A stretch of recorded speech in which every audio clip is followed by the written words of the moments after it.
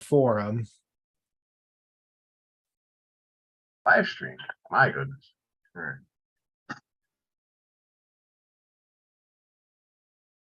Well, it says it's being live streamed. Yeah.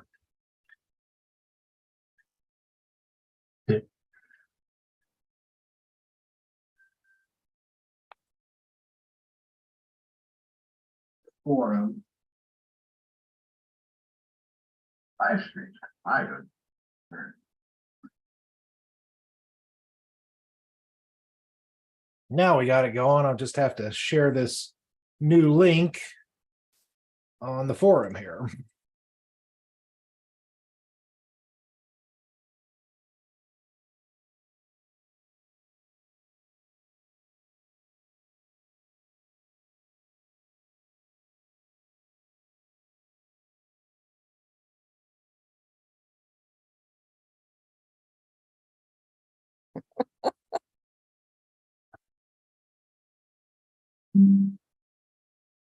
Okay, there we go. Now I think we've got it set up now. So how's everybody doing this evening? All right. Apart from the world burning down, everything is fine. Exactly. Everything is fine. Yeah, not so bad. It was a blissfully quick zoning appeals meeting. Oh, nice. So what was, if you don't mind asking, what was the basis for going to the appeals meeting? What was the issue? I'm one of the alternates. So when one of the regular members can't sit for some reason, I get to take their place. But they're wanting to build a UDF at a feeder ramp, and they wanted a variation for light level and a sign. Okay. Excitement, yes. Anything at the bureaucratic level, I think, is just incredibly exciting.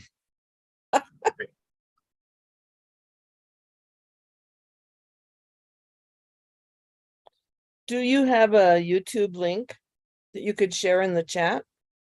Yeah, I can definitely do that. Let me copy this and pop out the chat box here. Right there. Alrighty. Nice, thank you. You betcha. Do you have a YouTube link that you could share in the chat? Oh, what's that? Yeah. There's Oh, there's about a 20-second delay between Zoom and the live stream, so you just have to mute your YouTube play. Otherwise, you'll hear everything with a 20-second delay. I've never done this before with the YouTube and the Zoom, so I have muted that. That was weird.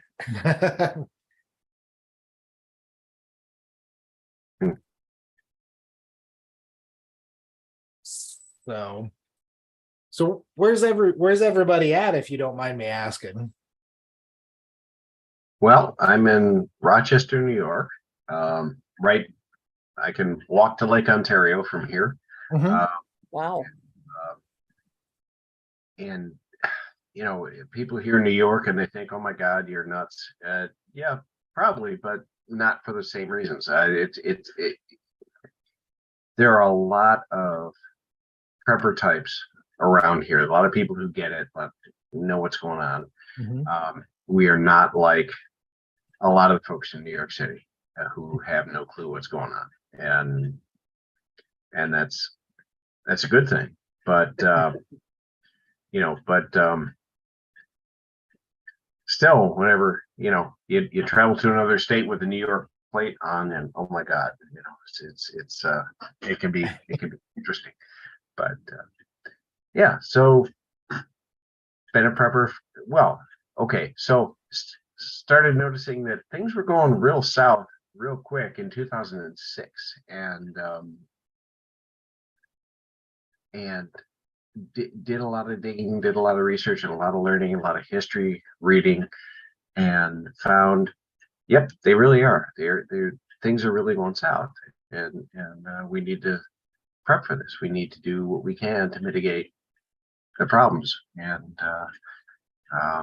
that's where I've been. This forum has been phenomenal. It's been outstanding, and I'm grateful to y'all for sharing your knowledge and your wisdom and your thoughts. So, thank you. I know I haven't been a member of the forum for a long time, but you know, it really amazes me how friendly and welcoming everybody is on this forum, because I've been on a few other ones, and boy, I tell you, they're just if you have a dissenting opinion on anything, they just gang up on you, and it's really pretty sad.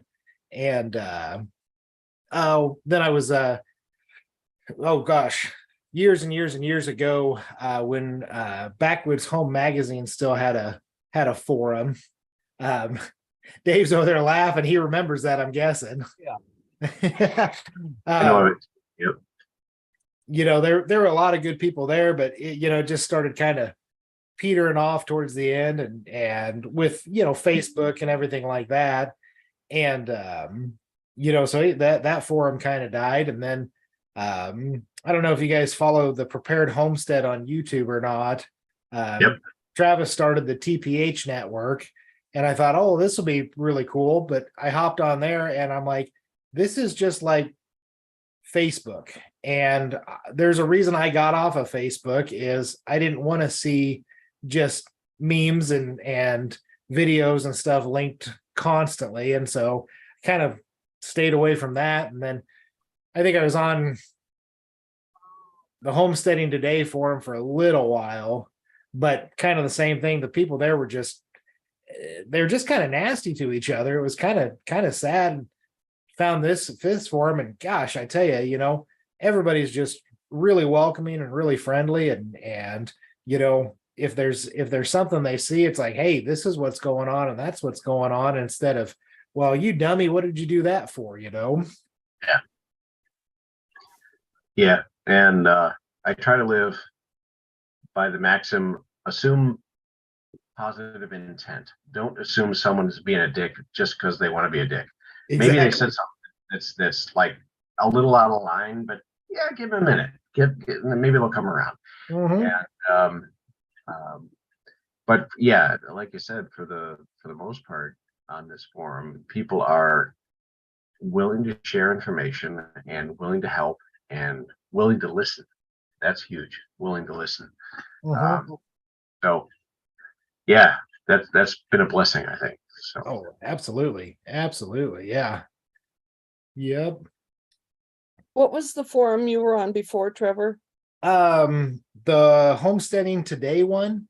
Oh, I don't know. It just didn't jive with me well on there. You know, you'd ask a question or comment on somebody's post, and you know, it's one of those forums where I think people look at like your post count and the number of reaction, your reaction score, as if it's, you know, actually means something in real life, you know. Yeah. Well, we've had people kicked off of our forum for not being nice. Well, that's a great thing then. That's a great thing. Yeah, absolutely. You know, so Rochester, New York. Yep. And Rita, where are you at? Is it Kansas? Is that right? No, I live in Colorado, and I live right in the heart of Denver. It's not a safe place to be. Gotcha. Okay. Yeah. Well, we make it out that way every once in a while. My aunt and uncle live up in the mountains west of Boulder. Oh, They were computer or software engineers for IBM during the 80s and 90s, and let's just say that they made a lot of money doing it. And nice. and so they have a cabin. Well, they call it a cabin. I think the rest of us would call it a mansion up Right. up in the mountains there. So, but great. Like towards Estes Park? I'm not sure as far as orientation goes, as far as where they're at from Estes. I know that you go straight west out of Boulder and you go up Sunshine Canyon to get to them. Oh, okay. So, but actually here, oh gosh, it's been a decade now. Their house was actually on the front page of USA Today when the Sunshine Canyon fires happened because their house was on fire. Mm. So, but yep. But Trevor, my mother and her parents were both born in Nebraska. You've got a Nebraska connection there, don't you? Yeah, I actually live in Nebraska. I live in a little town. We're about 70 miles west of Lincoln, and it's actually my hometown. I grew up here, and let's see, it's been 7 years ago. I had the opportunity to buy the body shop in town, and was able to buy it and move back here. And we've been running the body shop here in town for the last 7 years, and then I actually have, we call it our homestead out in western Kansas. That was actually what's left of my family's original homestead claim. And when my grandmother passed away a few years ago, it went to my dad, and my dad really didn't have any interest in keeping the place, and neither did my uncle. And my uncle actually suggested to my dad to see if I wanted it, because he said of all the grandkids, I'd probably be the only one that valued the thing. And so so we've been taking over that, and I'll have to post up some pics here because, well, we're going to be down there quite a bit to hear this spring and summer doing some work, because we bought some of our original land back from some of the owners, and it's pretty overgrown now at this point in time. So I'll be posting pictures of that as we go along. So, but yeah, so no, we're bug eaters here. That's what the original name for Cornhuskers were. We're the bug eaters. So we refer to ourselves as bug eaters most of the time. So Do you have fields that you'll plant down in Kansas, or do you even have those in Nebraska?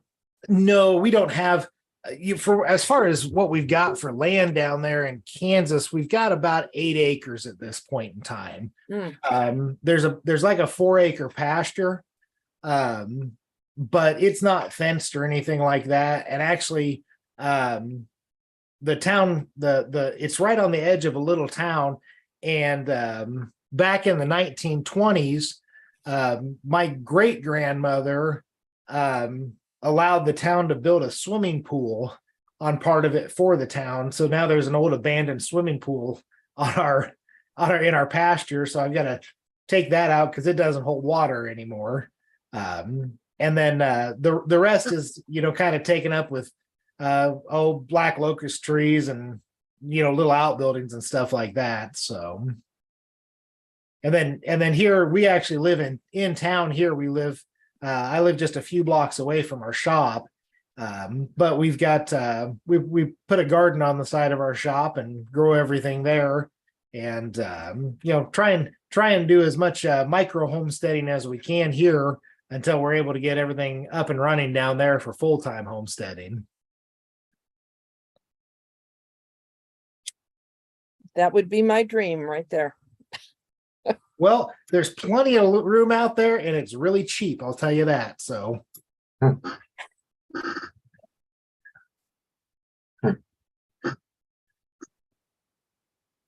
then, Dave, I think you said you're in Ohio. Is that correct?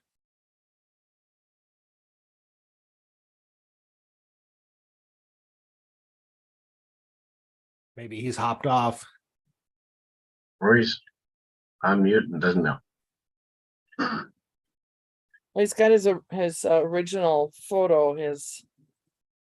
Yeah, I mean, he may have had to step away. I think Supervisor 42 is on watching YouTube. Wait,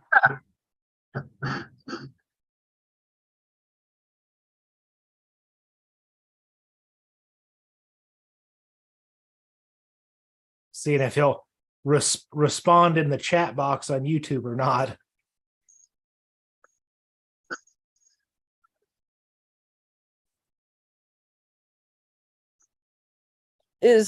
so Rick Coffey, is that supervisor? I think that's Supervisor. Yeah, I'm not sure. I know he had wanted to watch on YouTube, and oh no, that's Backpacker that's on YouTube. Oh, That's Backpacker that's on YouTube. Okay. All right, yeah. So have you guys working on gardens or seed starts or anything like that right now? Yeah. So, well, yeah, my son's, we have about an acre or so, a little more, but it's all ravine and wooded. So it's not so good for gardens. We do some container stuff, container gardening. That's fine. My son has a nice big area in his yard, and we have several raised beds there. We're going to rearrange what we've got. Mhm. He has some rabbits who have decided this yard is delicious, and so we gotta, you know, really dig down and put some chicken wire in and make sure that bunnies stay out, and increase the number of beds and stuff like that. So that's on deck for the next few weeks. Uh-huh. Yeah, it seems like as gardeners we turn into Bill Murray's character in Caddyshack with Yes. gophers, you know. Yes, we do. there's no there's no means of elimination that is too extreme for us. Nope. And yeah, and you really, you see a rabbit, you're like, I like rabbits. They're Mhm. fun. They're tasty. But you see them in your garden and I hate you. So, That's our mortal enemy right there. right, exactly. Yeah, where my shop is at, we're right on the edge of town, and there's about a 4-acre pasture right next to us, that some friends of ours own, and they run cattle and sheep, and every once in a while have their horses over there. But the number of rabbits that come out of that, I swear I've probably shot 60 rabbits in the last 2 years since putting our gardens up here, and they're still there. It's like, good Lord. I mean, Not I guess getting the hint. No. I'm not winning that battle by any means. So I did think about maybe putting their heads on pikes around the garden, maybe as like a warning to them, but I don't think it would go over well. So Mittens. Make mittens out of them and there mittens up on the fence. you go. Exactly. Oh. So Rita, are you able to do any gardening at your place? yes, I actually have 2 big metal shelves with grow lights, and I have a lot of tomatoes and peppers and all kinds of stuff growing. I really am in the place where I need to repot them in larger pots. Mm-hmm. Oh, absolutely. Yeah. Absolutely. Yeah, I've been having a lot of fun with that. I got those intense shop lights that put out 5,000 lumens Mm-hmm. and some grow lights. Oh, yeah. Well, I mean, it's, the truth of the matter is, I think people, there's so many people in society that get hung up on the nomenclature when it comes to homesteading. I think they all imagine that, well, you have to have, 10 acres and be off grid and grow all your own food and, yada, yada, yada, yada. But I think most people just don't realize that you can do it anywhere. It's just a matter of a mindset, I think, more than anything. Yep. I know even when we lived in Omaha for for 7 years before we moved back out here. And at the time we lived in a little apartment. Of course, my kids were really young at that point in time, but yeah, we always had, buckets on the back patio growing and stuff. And, always had potted plants inside and things like that we were, we didn't get a whole lot out of it, but it was better than nothing. Yep. So, for those who might know, Jack Spearco is a prepper YouTuber, been around for a while. And he had a guy, I'm sorry, I can't remember his name, in San Diego, I think, whose property was 1/2 acre. And of that, he had 1/4 acre dedicated to gardening. And by building mounds up, by having trellises, by just using his head, he made more food than his family could eat in a year. Wow. And they wasted nothing. And it's just it's a study in efficient use of land. So yeah, you don't need to have 100 acres in front of you, because who the hell can that? I wouldn't want to mess with that. And that's hunting land for me. That's not farming. An acre is probably more than I could do, but 1/2 acre, 1/4 acre, yeah, I can do that. Yeah. And it's going to produce a lot. And if you're intelligent about it and know how to can and know how to stage your planting of what season grows what, then yeah, you're in good shape. And yeah, I don't know, the notion of yes, I'm situated in the middle of nowhere with 60 acres around me and a 100-foot high impenetrable fence, and yeah, no, doesn't happen. Not for me anyway. So. Hey, Backpacker did ask who's all talking. So I guess probably, of course, I'm Buffalo on the forums. Maybe just everybody introduce who they are on the forums for Backpacker here on YouTube. Hey, Backpacker, BKT is BKT. There you go. And Weedy Garden is Weedy Garden, but I can't make a post. I don't know what's going on. Huh. On YouTube. On YouTube? Yeah. Oh, that's really odd. And I normally can. I moderate some YouTube channels when they have their live streams, so I know I can do it, but it's not working here tonight. I'm not sure what's going on with that. And I'm DA DeMoss on the forum, and Dave DeMoss here in Zoom. I use top secret board names. Hey, that's the way to do it. Kind of one of those things where, like, I always tell people, it's that your password is incorrect.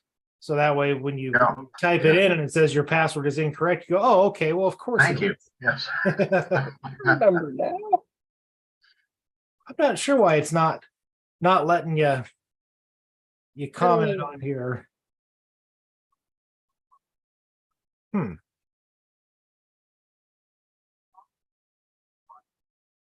Yeah, I had to take a short break. The roofers.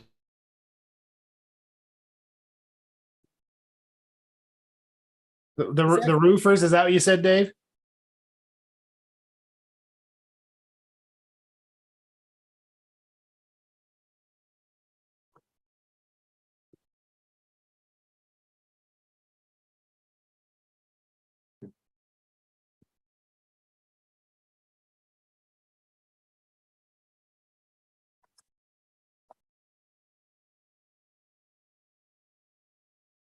Oh, so yeah, I suppose well, I would imagine that we're probably all itching for spring and everything like that. Yep. Do you still have snow up by Rochester, or No, thankfully, no. No, we had some cold rain today, but it's basically in the low 50s. We had 80-degree weather a week or so ago. Spring around here is up and down. You never know day to day what you're going to get. And but unfortunately, planting is put off until the last week of May. You risk a freeze, a frost if you go earlier than that. So we lose a bit of time, but gardening goes well into October, I would say, and so yeah, get a fair amount of yield. Yeah. Rita, what are you able to plant anything outside, or are you just all container gardening? Well, I plant stuff. I've done a lot of stuff in the yard, but I also do a lot of container gardening. But our soil is really not good, and I every year I just keep amending and improving, and Nice.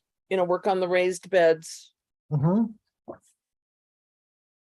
Hey, maybe that's something we'll have to do one of these nights, is do a garden tour somehow, and I'm not sure how we could do it on Zoom, or we might be able to do it on YouTube, but do garden tours of everybody's gardens to kind of show what everybody's doing.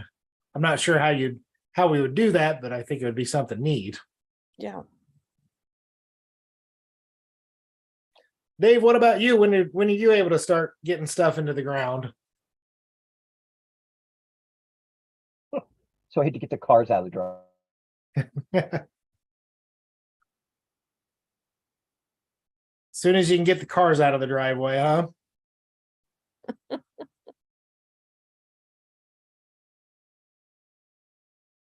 Yeah, we're I think our official last frost date is May 10th, but I've always been a little leery of that, so I usually wait at least a week or 10 days before I get overzealous about getting stuff in the ground.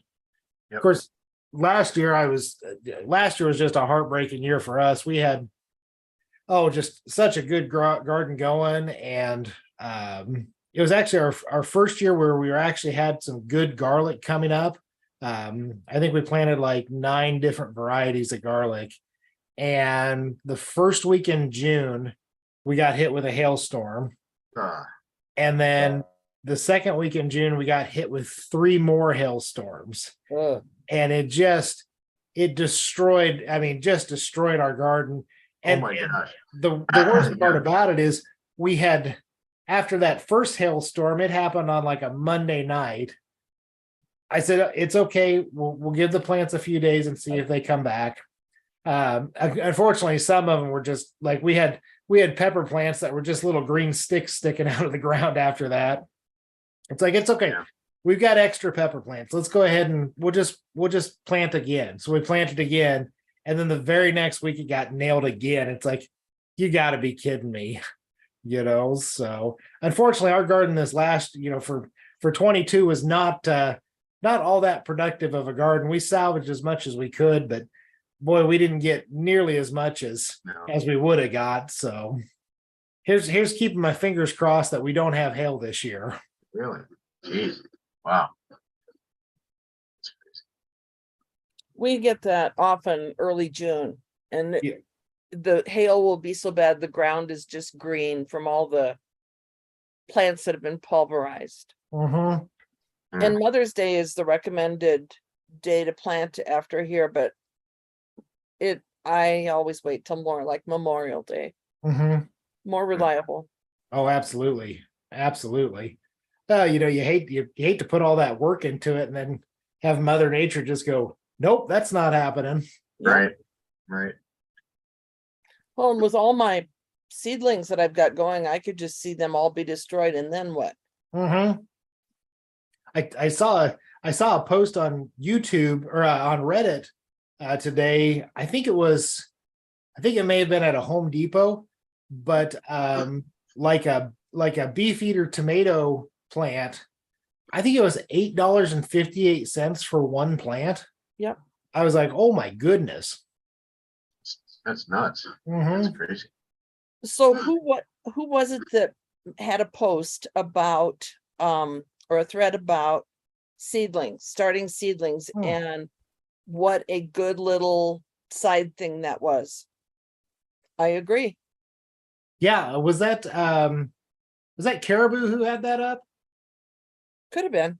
Because I think they were talking about, or maybe it was Claude Hopper, because I think he's in Canada, and he was She- talking about that. Yeah, I don't remember, but I thought it was a really good idea. Yeah, I probably a kind of a lucrative little side hustle if you got the room for it. Right. Geez, I'm thinking about all these little farm stands. You're driving along rural roads, and they've got the zucchini and the squash and the tomatoes and cukes and whatever out. How about a month or two beforehand, seedlings? Yeah, You yeah, know, absolutely. damn, wow. I think we're all going to go look at all our seedlings and say, okay, which one of you are going to make it to market this year instead of the garden? Right, right. So we've actually had really good luck the last 3 years using our Arrow Garden to start our seedlings. It's been amazing actually. I took some pictures at lunch today when I was at home. I need to post up, but I mean, we get 95, probably 98% germination in those using that Arrow Garden. And it's just I don't know if I'll go back to the trays and mats like I used to, because it's just so much more convenient using the Arrow Garden. It's got the grow lights built in, and they're on a timer, and it's got a pump that automatically circulates the water, and it's pretty darn amazing. You could do a thread about that. Maybe We should have heard about that. Yes. yeah, I should. I've probably got enough pictures in my phone of it, because I'm kind of addicted to taking pictures of all of my plants and stuff like that, so. Yeah. And where did you get your Arrow Garden? Did you get it online or? Yeah, so we actually have 3 of them. The first one we got was a Bounty, which is a smaller one. And my wife got that for Christmas from my parents, because she wanted to try her hand at growing some things in the house. My wife is not a big gardener or a big outdoors gal. She kind of leaves that to me. She willingly participates, but it's not a passion or anything like that. Let's put it that way. And so her little Arrow Garden was I inherited it, and was really impressed with what we were able to grow in that, and signed up for their newsletter.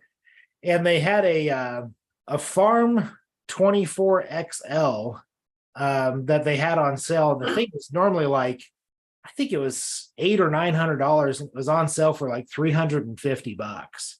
And I went ahead and ordered that.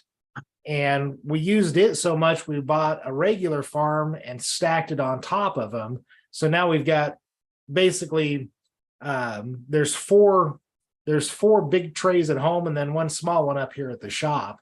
And what I did with all of it with the farm too is, after I got such a good deal on that Farm XL, I just started checking their website every day for about 6 months, and they'd have a deal of the day that would come up. And that deal of the day was one time was the regular farm, and I said, hey, I'm going to order this guy and put it in. And then so those have 12 spots in each of those trays, so you have 24 combined in each of them. But then you can buy a seed starter tray, and I think there's 85 spots for seeds in each of those. So you can start a lot of plants in them. Nice.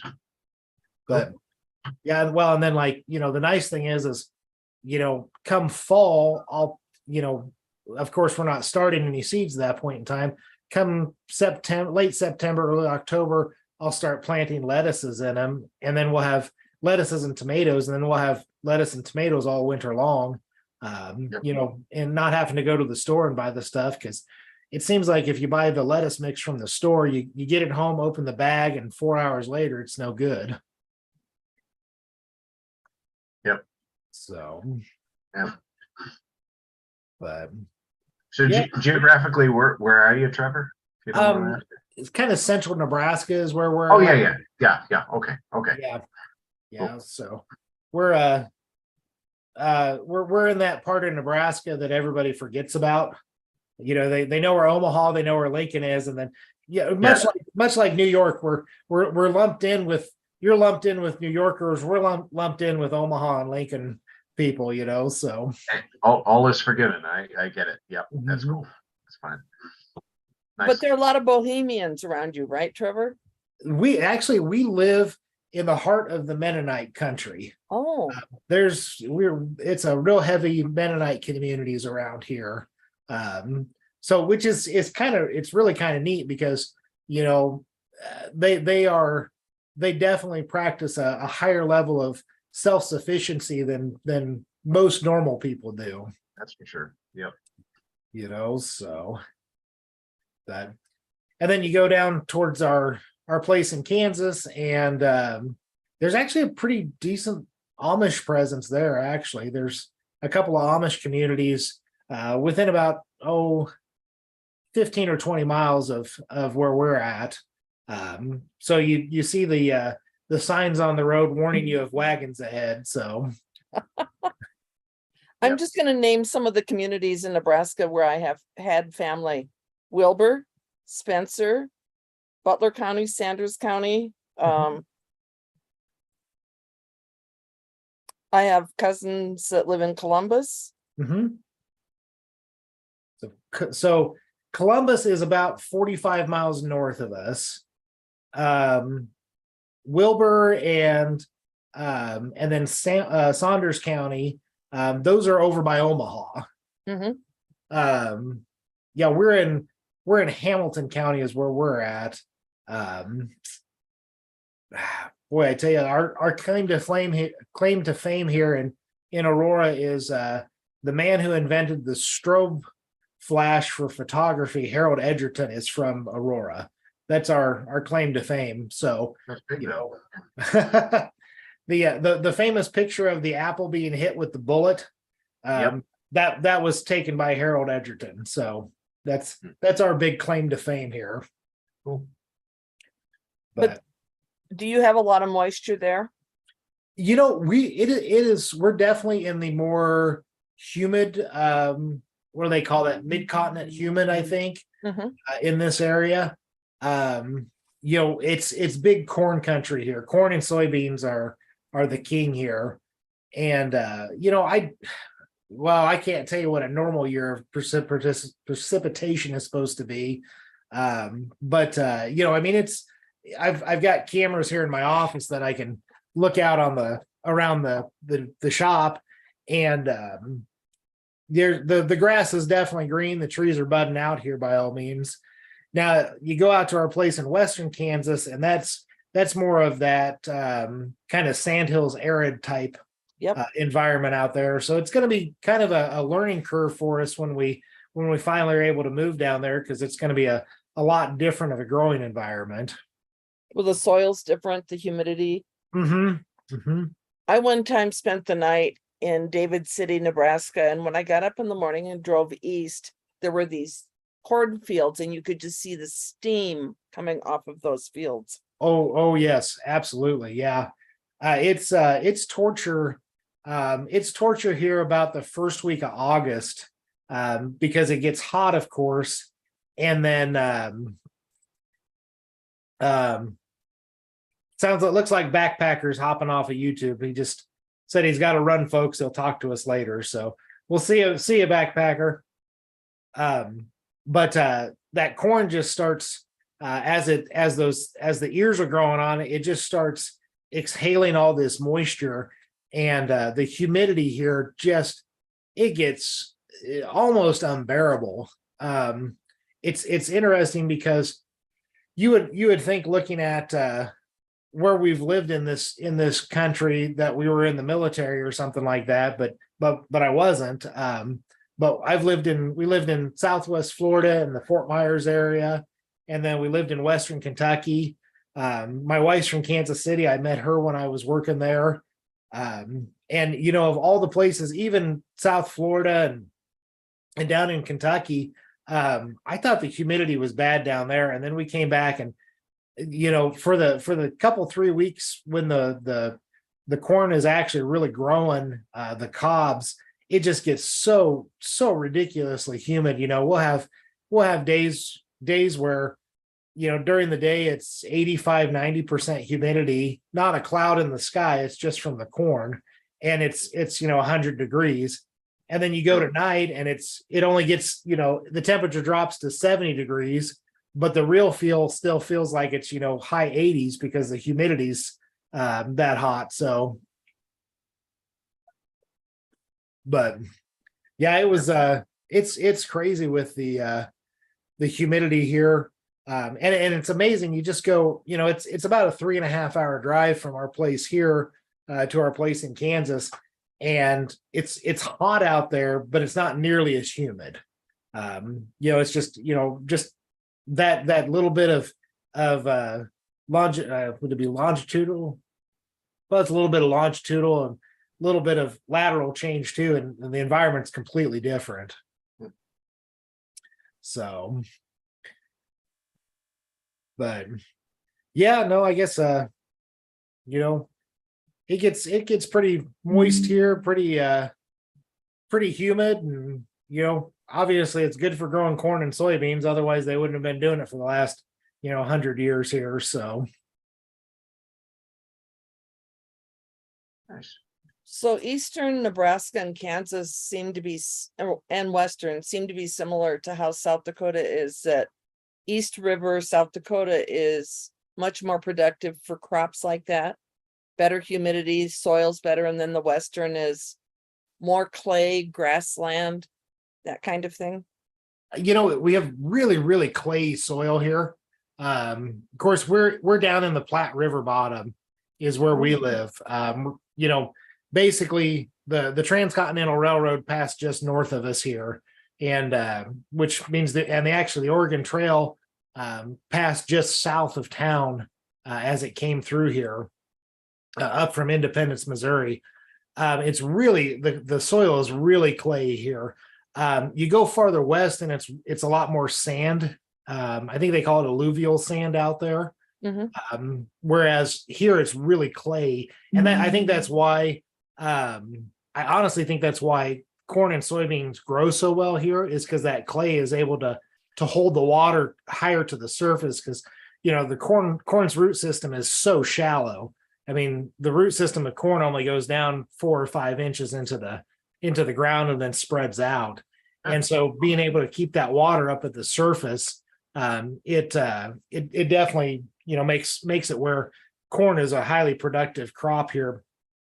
But yeah, as you go farther go farther west, it's pretty interesting. There's actually I can't remember what they call it, but there's a strip of land that goes from the Canadian border all the way down to Texas, and I want to say it accounts for like 12 or 14% of the land mass of the United States, but less than 1% of the population lives there.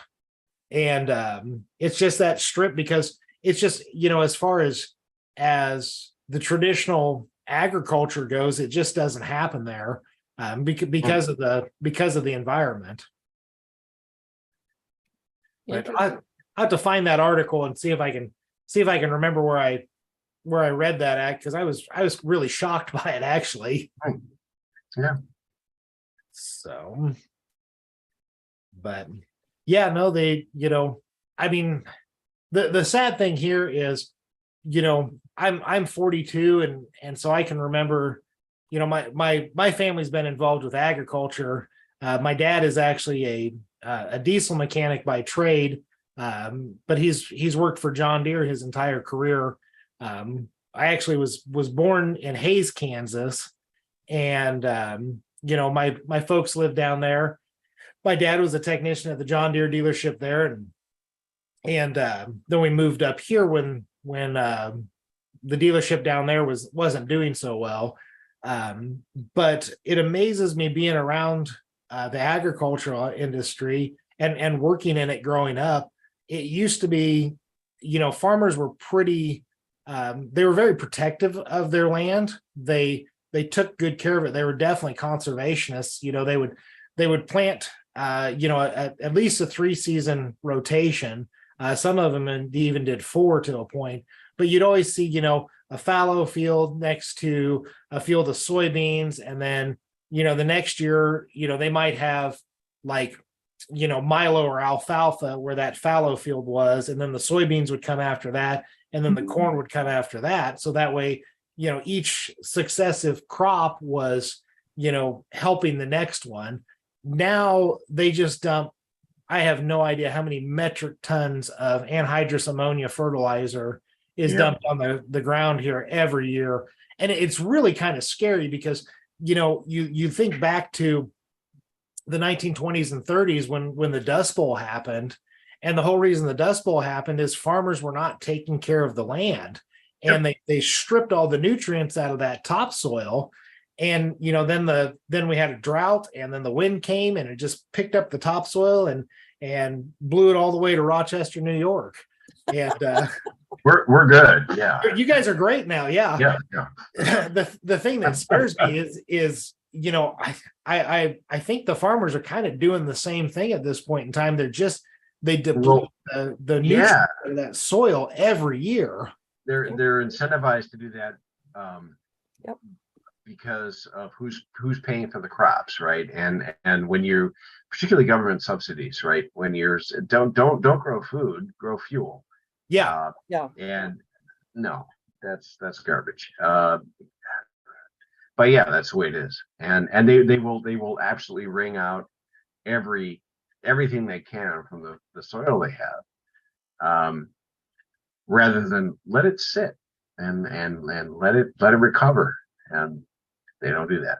So it's not just by you, it's by us too. So it's everywhere.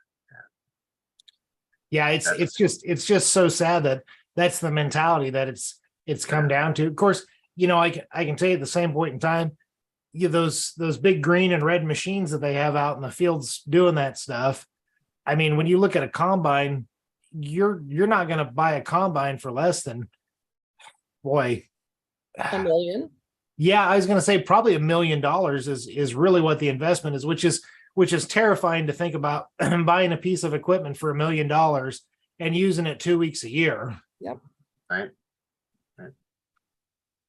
But and unfortunately, and I'm sure by you guys too, the family farm has kind of gone the way of the dodo, just because you can't afford. The family farm can't afford to stay in operation anymore because they just don't have the capacity to grow what they need to cover their costs on that.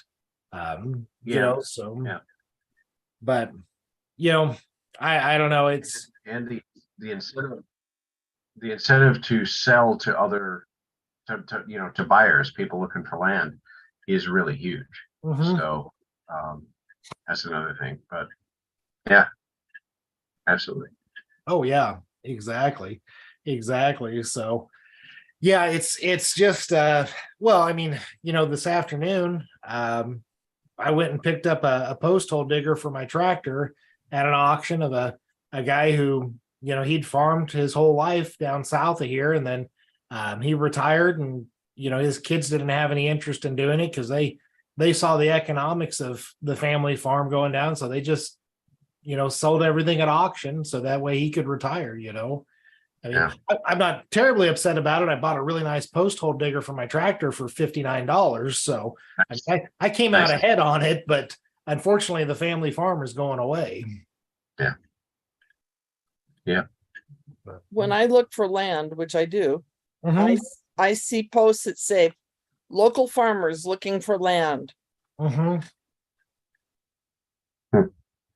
Well, I know like around here to buy any kind of large tract of land, if it's productive cropland, you're going to be in that probably $15,000 to $18,000 an acre range. Yep. You know, and you know, when you figure out how much you've got to produce off of that land to be able to pay for it, you know, just the numbers just don't add up. No. You know, and then, you know, unfortunately, you know, like out in western Kansas where we're at, of course, the land is much cheaper, but it's not nearly as productive by any means. You know, you want to raise some cattle or something like that, you're golden there because there's enough scrub to raise your cattle off of. But if you want to put any kind of row crops in, it's not going to happen. You know, I mean, that of course down there, that's big wheat country. You know, that type of grass grows well down there. But even down there, even with the wheat, you know, as I drive down there, you know, I can see the fields every year. It just seems like there's just a little less planted, and I don't know if it's because of you know, the deterioration of the soil, or if it's just one of those, you know, maybe a farmer's saying, hey, you know, maybe I do need to start leaving some of this fallow. So, but the government pays them to have their land be fallow. well, the problem is it pays them to grow the corn too. Yep, exactly. That's you know, that I think that's the big Achilles heel of this whole thing is, you know, there's so many subsidies out there. And you know, kind of like you had said, BKT, about, you know, hey, it's not corn for food, it's corn for fuel. Yeah. And, I mean, we've got an ethanol plant west of town here, and I think they pay 50 cents more a bushel than market price for corn grown in Hamilton County. And so, you know, you look at these, you know, I don't millions of acres of corn that are grown here.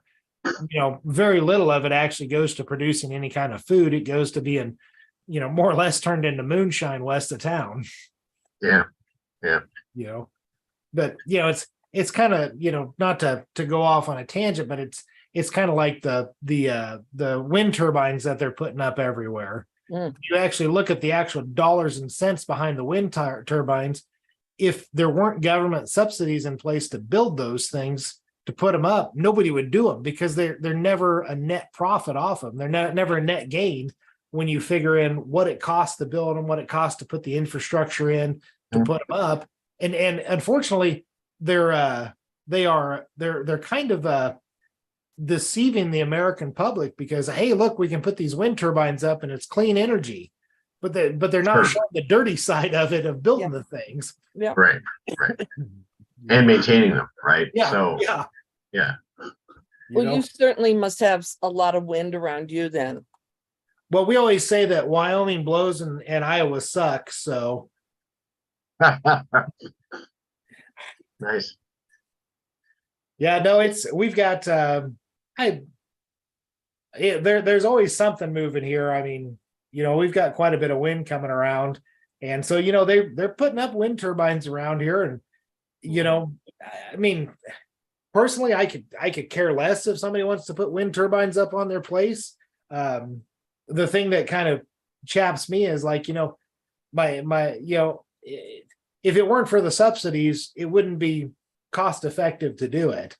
And in all reality, in a true capitalist system, the government doesn't subsidize anything. It's up to the system itself to make it profitable.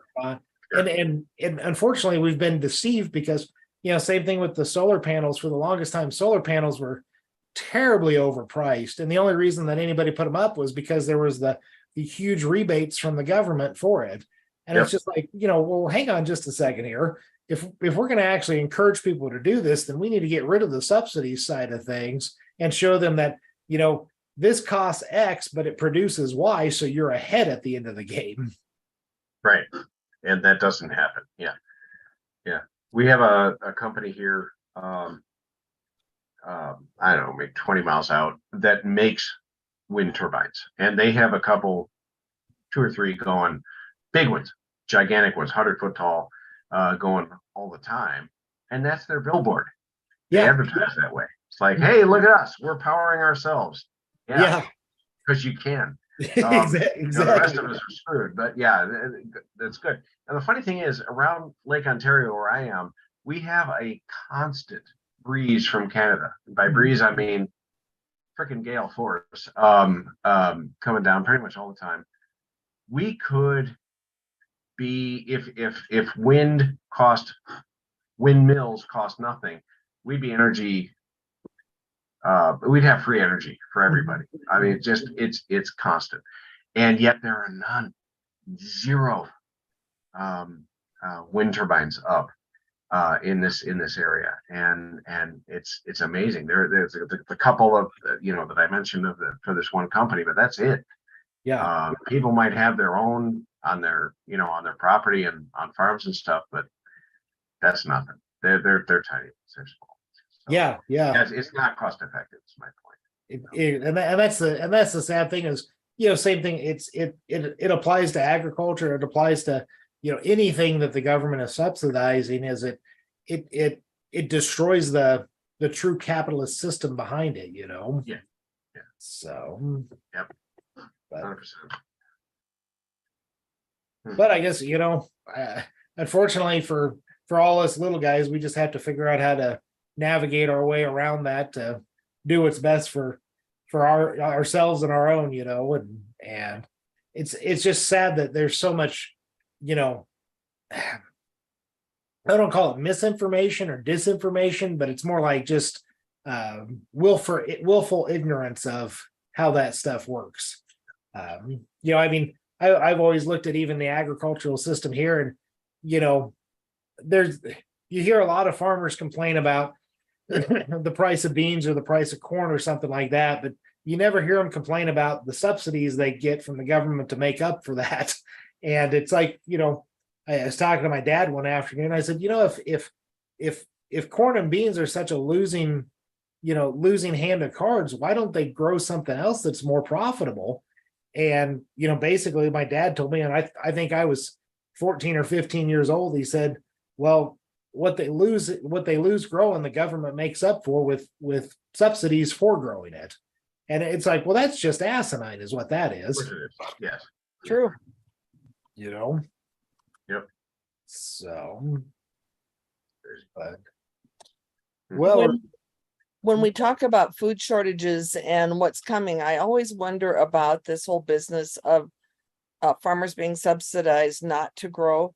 And, there really are ways to get around this, but there seems to be a game. It's a game that's being played.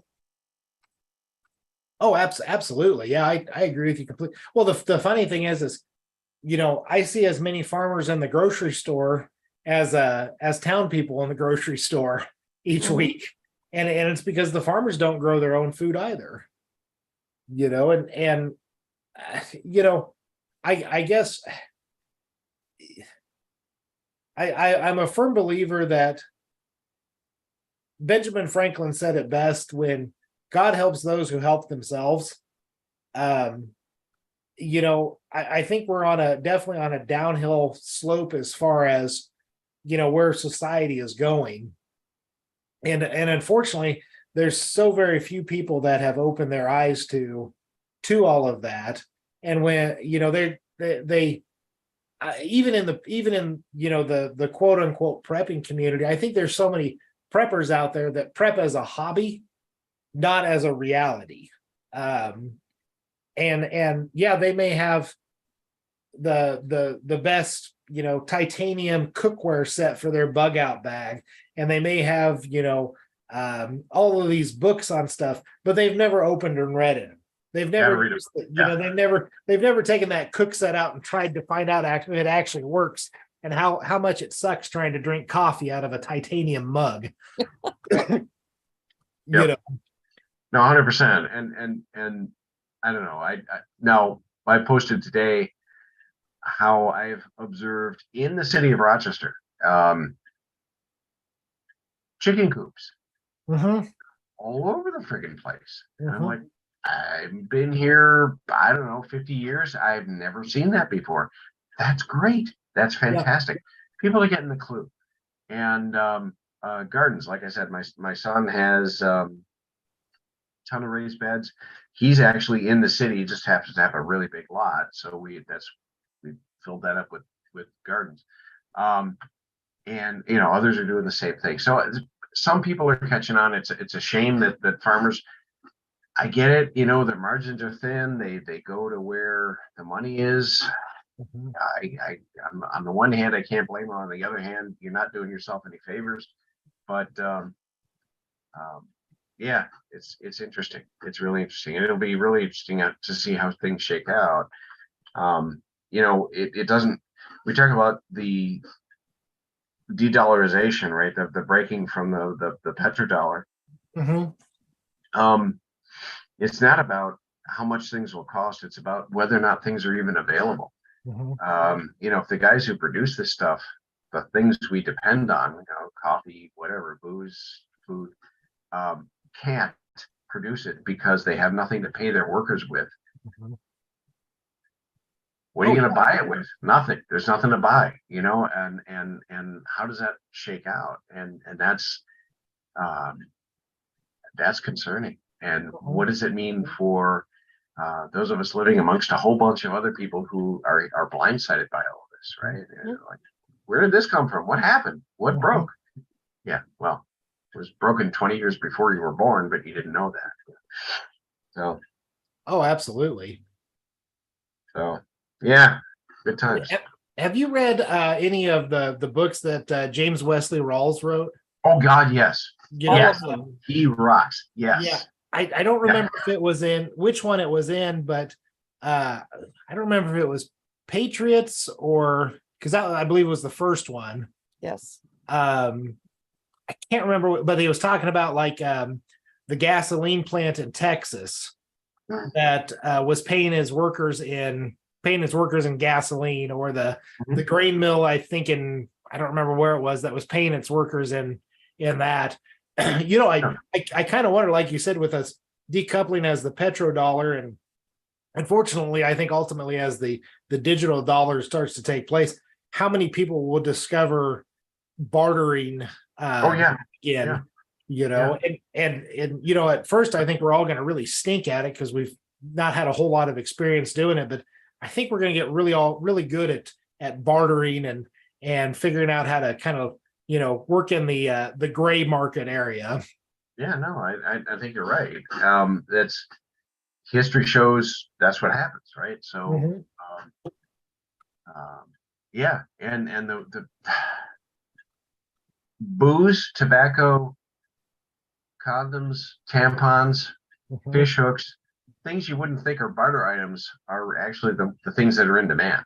And gold, silver, no one cares about that. Can't eat that. I don't care. Can't use that.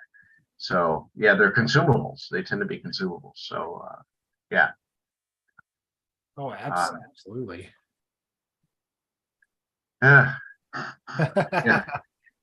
No, I'm just thinking because I got a shiny new granddaughter who's 20 months old, and I'm like, what have we presented her? What kind of world have we given her? And is she ever going to experience the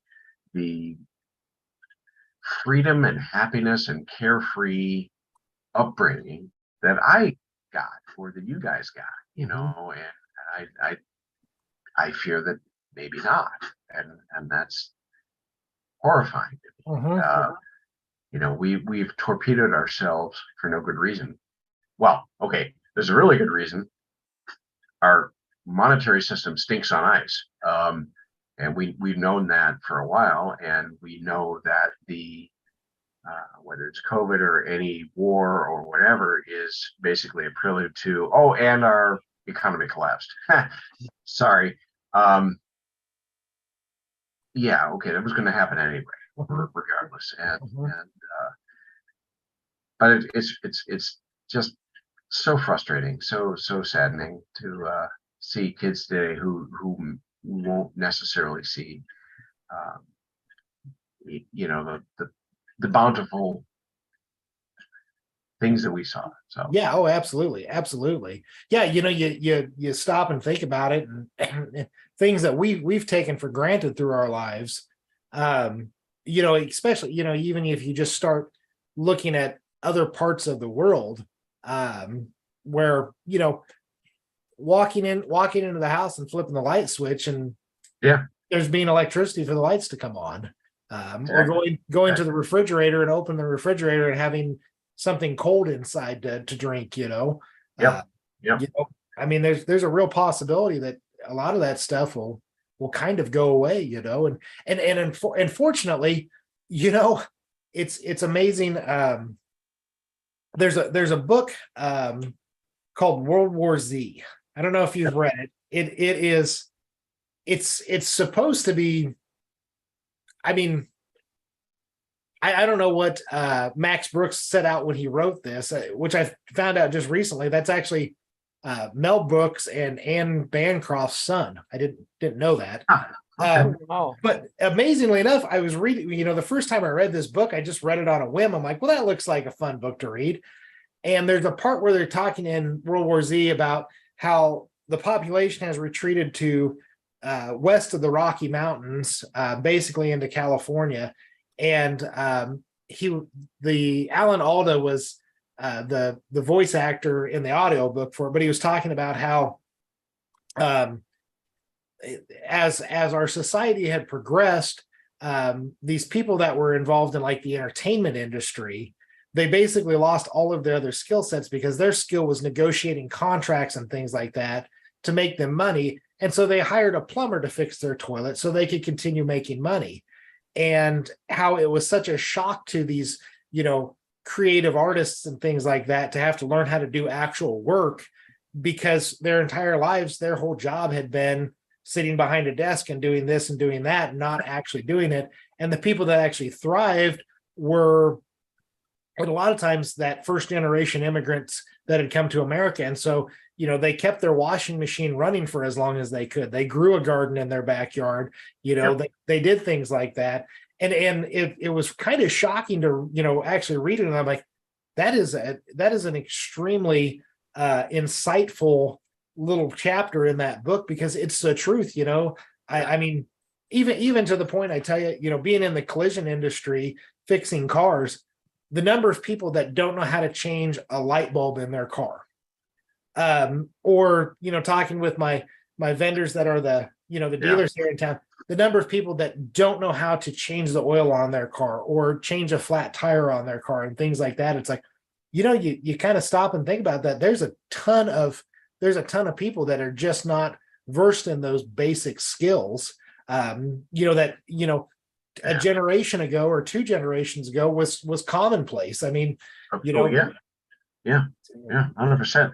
And what's scary is not that they're clueless, it's what will they do when they get hungry, right? Because they're going to be desperate, and hungry people are desperate people is exactly so that's nuts. But yeah, you're absolutely right. It's I don't know, it's just kind of one of those things. I mean, even from the point where, you know, I mean, I look at what I do for a living, repairing vehicles. Well, if people can't afford to have vehicles anymore, I don't have a job. So it's like, okay, what is my backup plan at that point in time, you know, to go from there. And I think that a lot of people, they all kind of need to sit and do the same thing. Okay, what's my backup plan at this point in time? And we very few, I think, have done that. Well, okay, it's one thing to think of a potential backup plan. It's another thing to test that plan. That's hard, right? So I've thought of multiple backup plans, but I haven't actually been put in a position where I had to test them. And that's difficult, because shooting a deer, even though I got an acre of woods out here, the neighbors would frown on that. Go figure. So, you know, but that kind of thing. It's tough. And but if you're hungry, although I would say that in your position, you know, maintaining vehicles will always be necessary. It may not be individuals owning them; it might be government or corporations owning them. That, you know, because it's incredibly expensive to buy a vehicle these days, but leasing is still a thing, right? Still people can afford leasing. But the price is just going up and up and up. It's insane. Mhm. So yeah. I think you'll be, if you have skills like that, you can repair motors. Yeah, you're fine. You're okay. Yeah. You were gonna say something? I already forgot. Sorry. No, you gotta remember. Yeah, but I mean, and the thing that I guess kind of terrifies me is, so I've got two sons. One is a junior in high school. He's 17. He'll be 18 this summer. And the other one's an eighth grader. He's 14. And, honestly, my 17-year-old, I mean, don't get me wrong, I love my boys to death, but their society has fed them this lie that they don't have to work to achieve, that they can just be like these YouTube stars and these influencers and just live their lives and document it and make millions upon millions of dollars. And to compound that, the conversation I've had with my son multiple times is you have to realize that you don't start in the mailroom on Monday and wind up in the CEO's office on Thursday. It just doesn't happen that way. It's a process of anything that you want to do, whether it is growing a garden or, your career. You have to put the time and the effort into it. And unfortunately, it seems like this generation that's coming up, they just have not, they've not been challenged to learn how to work for things. I look at, growing up, if we had to write a paper for class, we had to go to the library, we had to look up the information, sort through everything like that, and then put it all in. Now all they have to do is pull up their phone, and literally they have all of the answers at their fingertips with minimal work. Yep.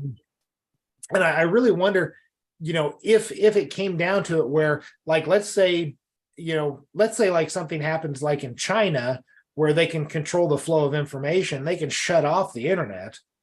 What kind of physiological and psychological effect is that going to have on society today? Because even us, I mean, what are we doing right now? We're talking over the internet to each other, and we're all spaced out thousands of miles. Well, between Dave and I, with ham radio, we could still chit chat. But yes, I get what you're saying. But I would also say that schools today tend to teach kids it's okay to sit on your ass and not make any effort. There's zero encouragement for them to make an effort, and that's disgraceful. That's horrendous. I was reading an article earlier about how 1,500 employers, CEOs and managers, not just CEOs, can't stand Gen Zers because they tend to they're in for a few days and then they're fired because they get triggered in everything. They get offended by everything, and it's like, shut up and get out. If you can't do your job, hit the road. And these poor kids have no idea. What do you mean my feelings don't matter? And no one gives a shit. No one cares. Do your job. No one's here to offend you. No one's here to be unprofessional. But are you guys seeing labor shortages in your areas as well? So simultaneous labor shortage and people can't find jobs. So we have people who are, I'm trying to get a job. They say help wanted, and I can't get an interview. I can't come in. No one is calling me in to talk. So both, same time. Really? Huh. Interesting. Yeah. Yeah, I didn't know if you guys were seeing that as well. I mean, at least here, being that we're a rural community, we have an extreme shortage of labor. I've been trying to hire guys for the last 4 years, and I can't hire anybody. Wow. And and it's not for lack of trying. It's just, I think that everybody that is employed is employable is working. And Right. I know like I've got a brand new Silverado in the shop, an HD that customer hit a deer with, and we've been waiting on a handful of parts so we can get this job finished up. The Yep. parts right now are actually out by Rita. They're in the Denver distribution warehouse. That's where our big GM warehouse is. But they're marked as back ordered at warehouse because they literally have the parts are in semi trailers out there, but they don't have enough people to unload the semi trailers, get them inventoried in, and then on the trucks for distribution. Crazy. Yeah. It is crazy. Yeah. Wow. No, I know that I see all the time people looking for jobs. I hear looking for jobs, they can't find jobs, and then everywhere you go, you see help wanted signs. Mm-hmm. And, Yep. and I don't know if it's because we've become such a specialized culture, if that's what it is, or if it's the help wanted signs, the jobs, those people are like, well, that's beneath me to do that.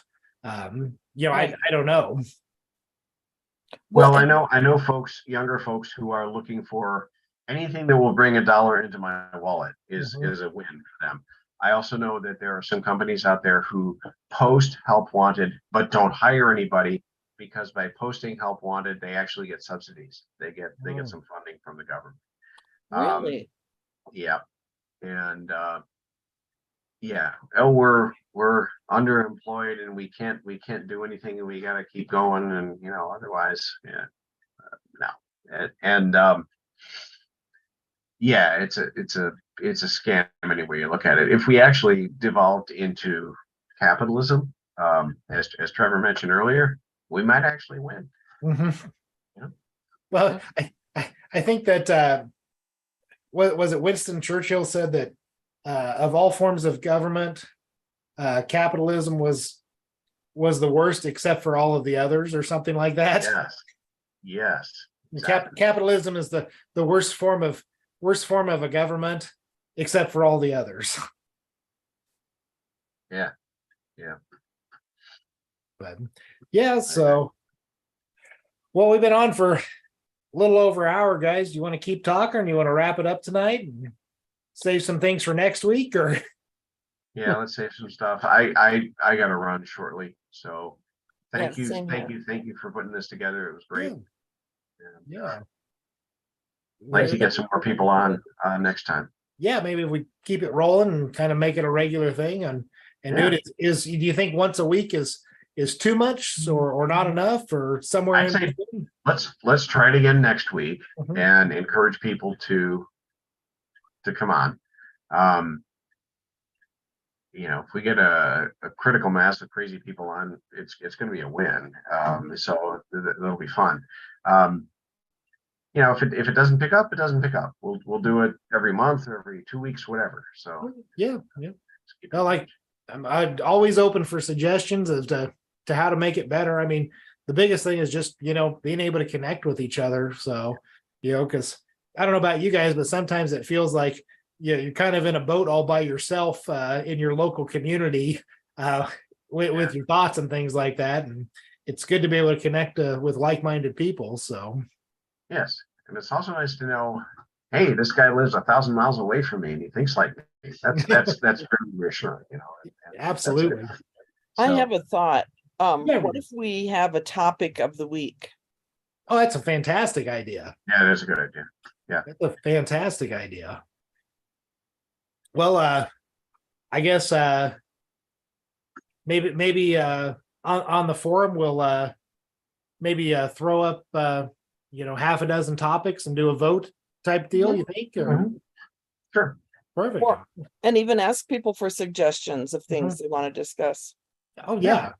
Well, I'll start a thread here when we get done for a topic for next week and see if we can get some people to chime in. So sounds good. Nice. Thank you, Trevor. Yeah, you bet, you guys. It was great talking with everybody, and I hope you guys have a great evening and a great week. And And of course, we'll be talking to each other on the boards there. So, Yep. all right. Take care. Thanks, guys. Have a great evening. Okay. Good Take night. care.